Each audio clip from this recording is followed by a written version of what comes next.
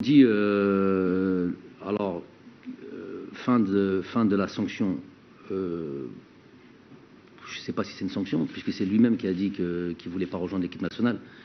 Pour ceux qui aiment inverser les choses et à laquelle il faut toujours rappeler les situations, mais bon, ils le font exprès pour toujours créer une forme d'incompréhension, une forme de malentendu, une forme de truc qui plaît et qui arrange leurs petites affaires de tous nos fameux commentateurs du football de l'équipe nationale d'Algérie.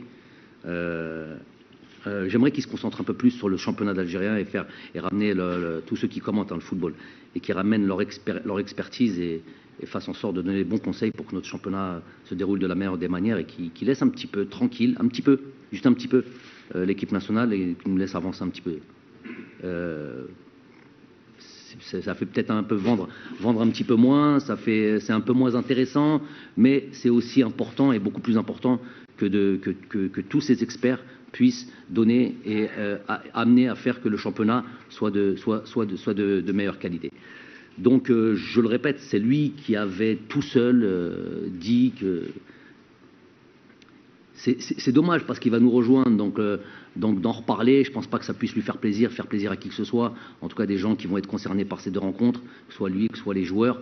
Mais bon, je savais qu'on allait en parler, ça en parle un peu partout, avec des contre-vérités, des mensonges comme d'habitude.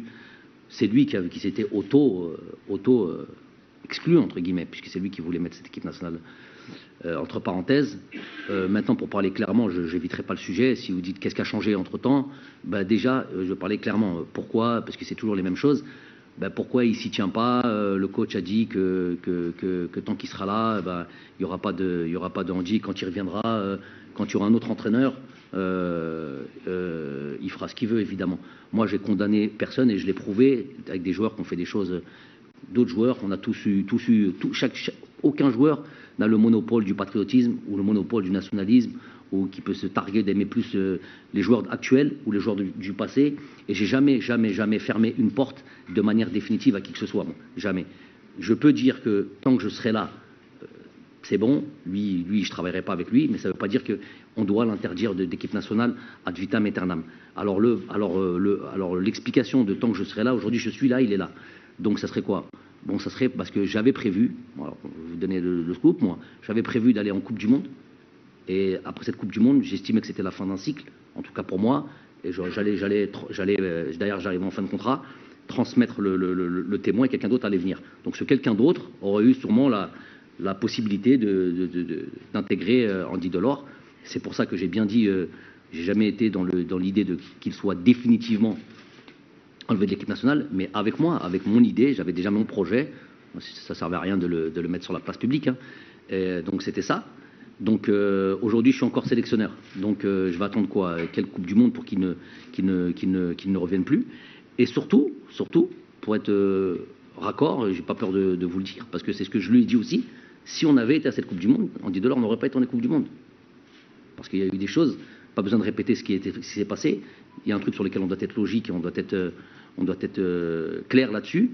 Voilà, ceux qui avaient fait cette campagne de Coupe du Monde et ceux qui avaient été dans ces matchs, dans les endroits où il est difficile de gagner, difficile de jouer, c'est ceux-là qui ont eu ce mérite d'aller à cette Coupe du Monde, avec peut-être des joueurs qui sont arrivés, peut-être qui auraient performé, qui auraient été meilleurs, qui ont été des blessures ici, des joueurs qui montent ici, mais pas des joueurs qui ont dit je viens pas pendant une année, pas des joueurs qui ont dit et qui attendent que la Coupe du Monde vienne. Donc ça, il le sait, on a été très clair là-dessus. Donc aujourd'hui, on dit revient.